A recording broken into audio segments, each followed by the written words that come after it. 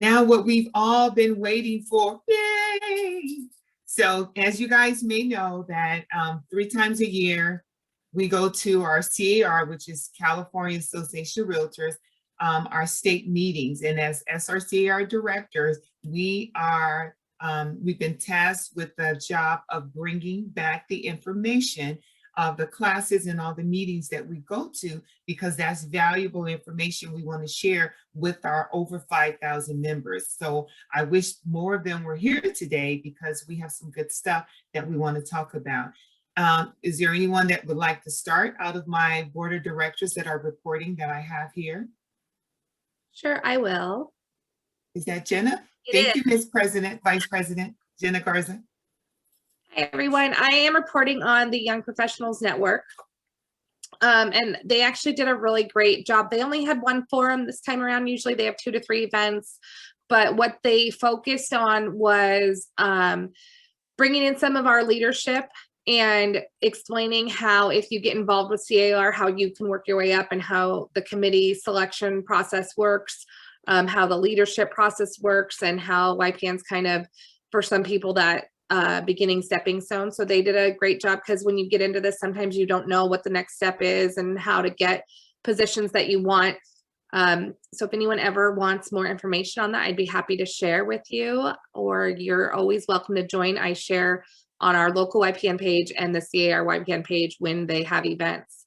But that's basically what they did, was just focus on how to step into leadership, the importance of it, and basically who to reach out to if you need help. Awesome, Jenna. Thank you so much for being there. And thank you for all the work that you're doing too at YPN. It's like you're taking that and made it your baby, and you're rolling with it, girl. So hats off to you. Who would like to go next? Okay, then I'll go next. Oh, I hear Terry talking, but you're muted. You want to go? I can go. It doesn't matter. Okay, so I'll go. So I sit on a couple of committees. The first one, I'm vice chair for business technology. And these are a couple of the documents that I wanted to show you, slides that I want to show you. So the very first one is, we had 3 speakers at our business technology meeting. And the first speaker was Jordan. Jordan is our chief economist, and he's very good at this. And he just wanted to share with us that C.A.R on their website has a wealth of knowledge for realtors when they're presenting offers, and also when they're sitting down for their listing presentation and working with buyers. So I have this screen up here to show to you, is because this is where you need to go for the C.A.R on the website. And you see the orange tab that says market data? That's where you're going to click on, and it'll help you with a plethora of reports. Next slide. So this one right here is a buyer demand index. This one right here is when you're trying to put together reports for your buyer to let them see what homes are getting multiple offers on them, and how you should strategically put your offer in, how you should strategically place your offer. And a lot of times with our buyer, they're always like, well, no, I don't think the house is going to go for that much. These reports right here is what you can share with your buyer to show you what the market is paying for, what the buyers are paying for their properties. And the next slide. Now, this is the market competition. This one right here basically states that, and I'm going to try and read it because I can't see it. It basically states that if you are going basically for a presentation, you can show the statistics of what the market is doing. So this is just another report, but the bottom line, Jordan was basically telling us all of your statistics that you need, any type of reports to win over that buyer or that seller, C.A.R has it. So that's what he wanted us to know from that. Another thing, we had 2 other speakers, and I'll have a slide for this, but we had 2 other speakers that came. One of them was from this organization called TopHAP, TOPHAP.com. So you guys can write that down. One of our presenters was talking about another way that you can research real estate with reports. But get this, this company, TopHAP, HAP.com, can do spreadsheets, can do graphs, but get this, they can focus, they can customize it to, if you're looking for a house, the buyer says, I want flat land, but then I want a quarter of a hill. I want to live not by any noise. I don't want a fire truck. I don't want any, I need a 2% noise reduction in the area. It's just that detail. And also, if you want to say, well, you know what, I need to know, I want a house and pull all the permits on it. It can pull in the graph all the house in an area that have permits that's been pulled, the noise reduction, how many crimes. It just has a plethora of reports, statistic that you can pull, and you want to be the expert. So this is one of the websites that you can go to and play around with it and get some reports. Another speaker that we had was from climatecheck.com.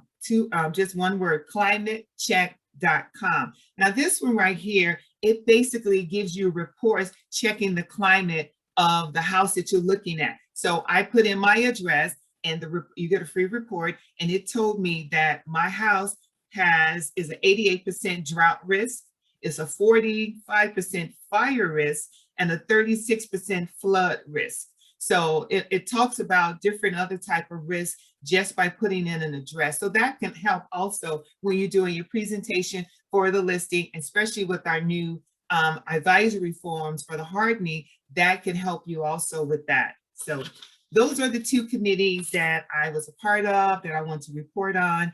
And I wanted to basically touch base on the Professional Standards Committee, because I did go into that meeting. I was listening to a lot. I just wanted to share that they did agree to move forward with coming up with a peer-to-peer, what do they want to call it, committee. And basically this is a hotline, a peer-to-peer hotline, so that you will be able to call into this hotline number and ask questions. So they're looking for people to be on this. They don't know the time commitment that is going to be required, but the requirements are you need to be on the grievance committee at your local association, you need to be on professional standards, and you need to be recruited from the ombudsman. But there are some criteria that you need to follow. So if you're even just thinking about being a part of that hotline, or and a lot of it has to do with ethics, code of ethics, but if you do, just contact C.A.R. and then you can get the information for that. And that completes my report. I have more, but if people don't cover it, then I'll cover it, but Adam will probably cover the rest of it. So thank you. Who's next? I'll go next. Okay, Terry. Mine's easy. And she said Adam would cover everything else. I think that's pretty cool. I'm pretty much done. Thanks for attending. Let's let Adam rock and roll. Actually, I feel bad about following Denise. I should have gone first now that I saw her colorful slides and things, because I don't have any of those. So anyway, I was involved in a lot of committees as usual. Couple of the big ones that probably won't be reported on by anybody else. One is the Housing Affordability Fund, and I know you hear us talking about that all the time. We have a golf tournament every year. In fact, we have a golf tournament coming up, and I just kind of wanted to let you know what those funds went to this past, what we heard associations pitch and what they went to this last meeting set. First of all, I don't know how many of you know about it, but for about October of last year, we actually started a statewide program that was housing essentials. And I don't know if any of you got involved in that. I know some of the realtors in the area did, but I'm not sure if any of you on the call did. But that's a program where they gave $1,200 worth of essential, like fix-it items or maybe appliances or something similar to the one that we did with SRCAR a couple of years ago. They decided to take that program statewide. They thought it worked so well. And they did take it statewide. We dedicated $500,000 to it. And that was for $1,200 for each person that applied. And we went through that in about a month. So there were a lot of people that applied for it, but it did help 400 families in the state of California. And hopefully some of them were ours here. So, you know, when we beg for money or when we have golf tournaments or some of these other things we do, it's actually going to help either the state or local communities all over. As far as local communities go, the Inland Gateway Association was given a $25,000 grant for home inspections. Evidently, home inspections is not a big thing up there. I don't know. I don't work Corona Norco area very much, but I guess people don't quite understand how it works and things, and a lot of people are going without them. So they're trying to encourage those. They will pay for home inspections. If any of you happen to sell a house up in what would be the Inland Gateway area, talk to the Inland Gateway Association and see if you can be the recipient of almost a free home inspection, I guess, because they're giving about $400 per person. Not sure what they're costing over there, but about $400 is what they're giving out. We also gave the California Desert $50,000 for buyer's closing cost up to $2,000 per person. They have a few lenders that have gotten on board with some buyer closing cost options, and they've already started that.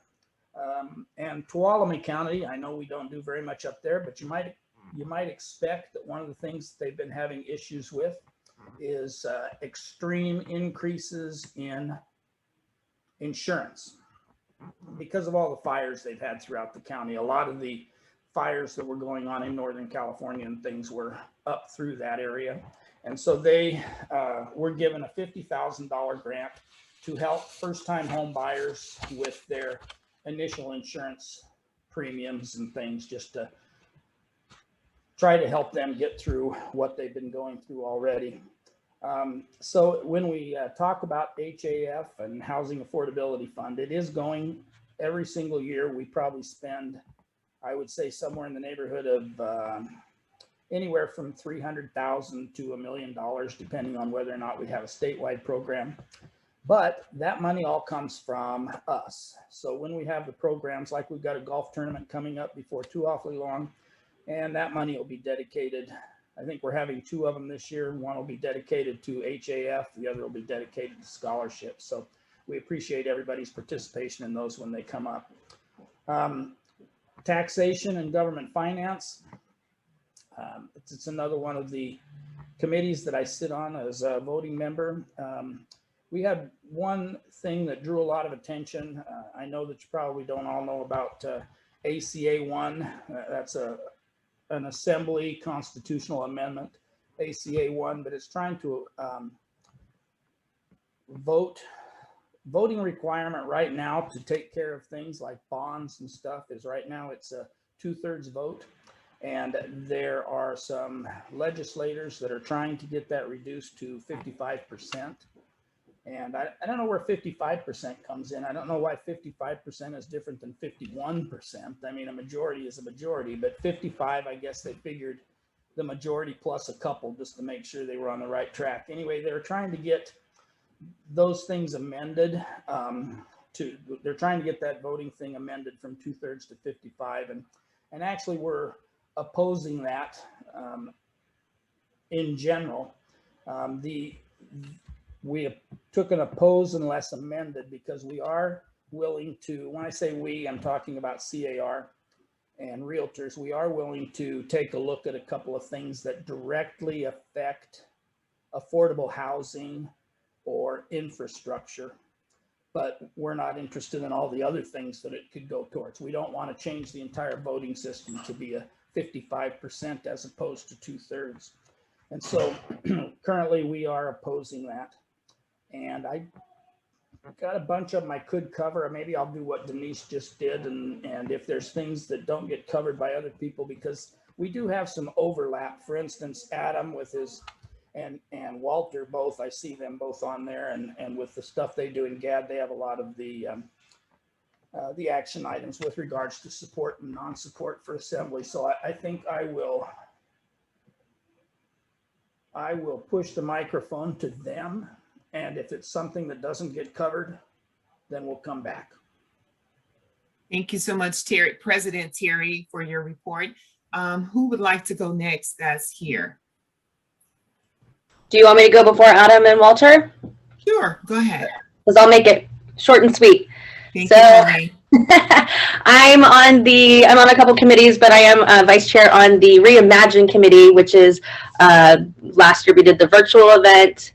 where we have the conference and expo. And this year they are saying at the moment that we are going to try to do it live in person in Anaheim from October 12th through the 14th.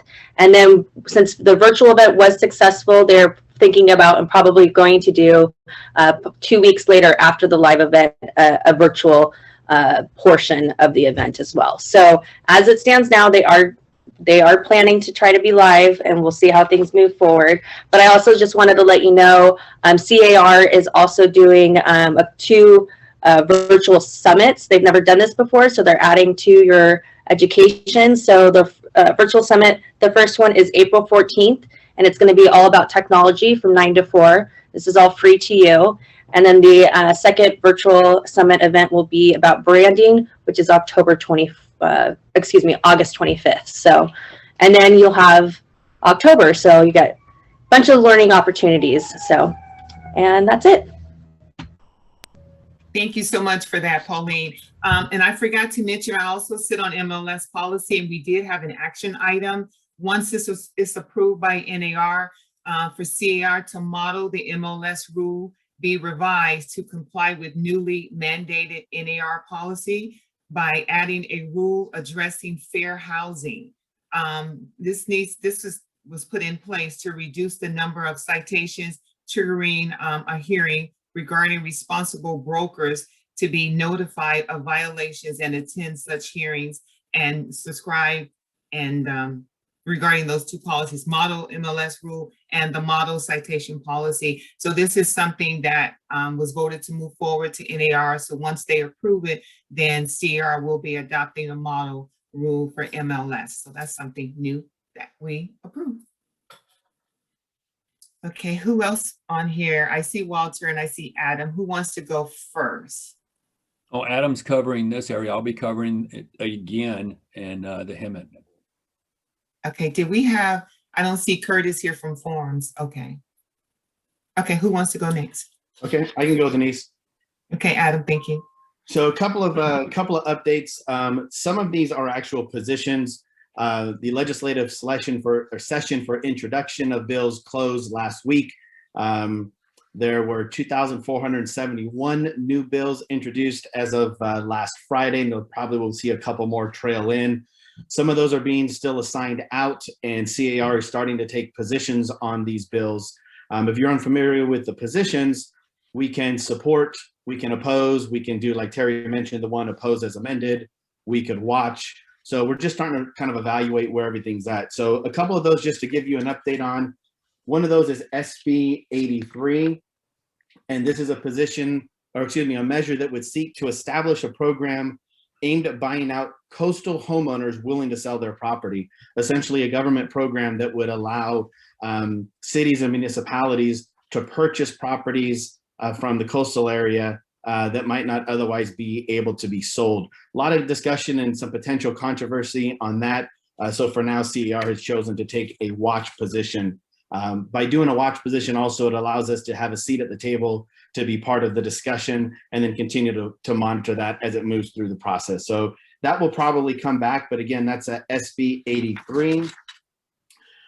There's another ballot proposition that we will see coming up, which essentially requires state regulations to reduce plastic waste, tax producers of single-use plastics, and fund recycling and environmental programs. Much like the title would indicate there, we decided that was not real estate related, so no formal position from us on that. Let's see, Terry covered the one from that committee.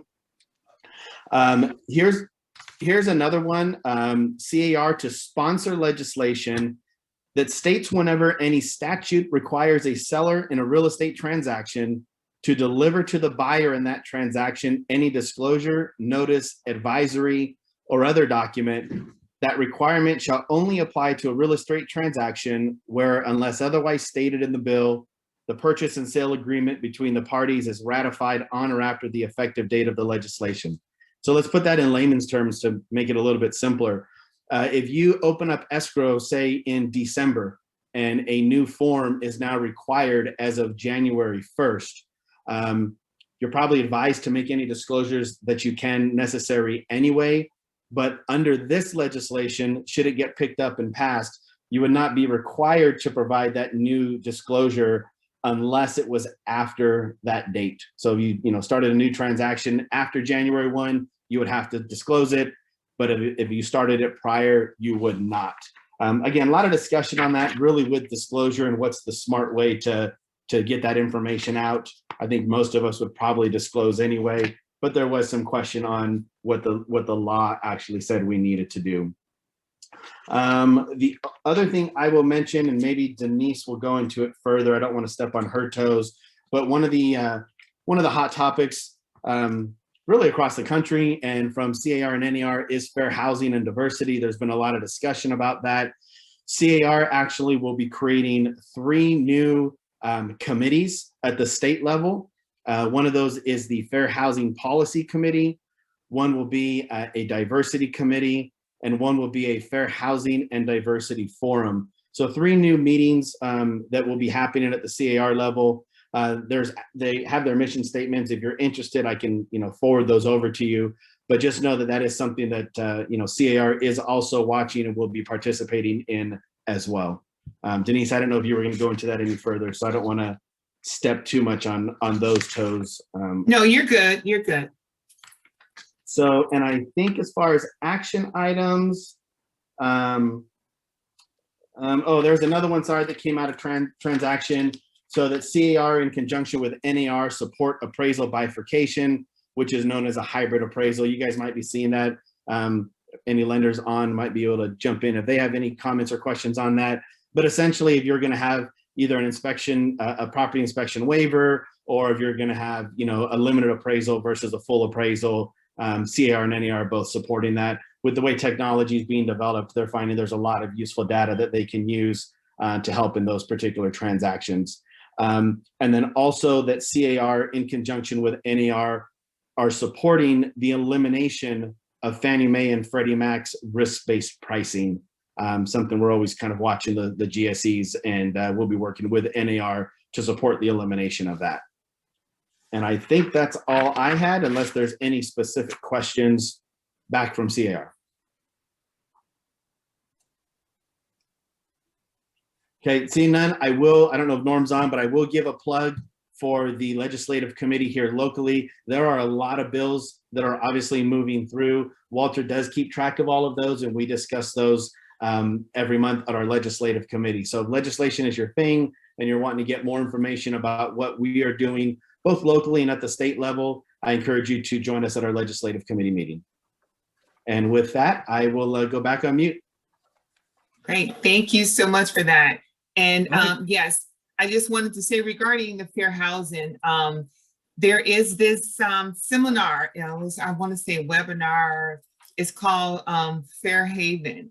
And it only takes maybe 30, maybe 45 minutes. It's like an interaction, sort of like cartoon, but it's a scenario of what could happen in a neighborhood, and the neighborhood is called Fair Haven. And it gives you all these different scenarios, and it asks, what would you do in a situation like this? And then it'll tell you what answer it should have been like. But I just think N.A.R., they're taking this very seriously. They want agents, we're not doing it, but they want agents to go out there and do the right thing. We're all doing the right thing, but there are some agents that are not. So I would say log on to the website, do the Fair Haven little interaction seminar, webinar, or animation, and then just do some soul searching and see how you can interact with people of different ethnicity than yourself. And yes, there has been a lot of events, webinars, seminar, things that are going on around fair housing. It is a topic right now that I don't think is going to go away anytime soon. So I just ask you to get on, go to some of the webinars, go to some of the speaking that is being done, that you can be educated, because I think we all could learn something to be a better realtor in our industry. And that's all I have to say about that. Oh, but another thing did come up. They're talking about the coming soon. I was in the professional standards, and all the regions get to talk a little bit about what's going on. The biggest problem that they're having is coming soon. Agents are letting people go see the property, or agents are, listing agent is showing the property, or people that know it says coming soon are saying, but can you just let me in? My buyer is the buyer and all of that. So they just kept going over the definition of what does coming soon means, what does a written listing agreement means, and what does no showing mean, the time limit of 21 days, what that means. So they're just re-educating because people are having problems in their area with the coming soon. So I'm sure we'll be discussing more about that at our next meeting also. But no coming soon means no showing regardless. You can you can take office, but you just cannot show it for 21 days. Any questions so far? No, I went through and checked off all the action items that y'all covered. You covered every one of them. So let everyone know. The only other report that came out was out of Standard Forms Advisory. They're looking at 16 different forms to be revised or released, but that'll come back to the board at the spring business meeting. That was the only other one that I didn't check off while y'all were talking. Okay, that's good. The only other thing that I had to share is that the dates that they were talking about, and I was trying to go for my notes, when they're talking about releasing the RPA. We know in April, I think you still have time to submit. Oh, here it is. So in April, presentation of the final RPA is going to be at the business meeting. In August, they're going to start the training of the 2021 RPA that will begin. And December 2021 is due for the RPA to be released. All of those are tentative dates. It could change, but that's what's happening right now. That's all I have.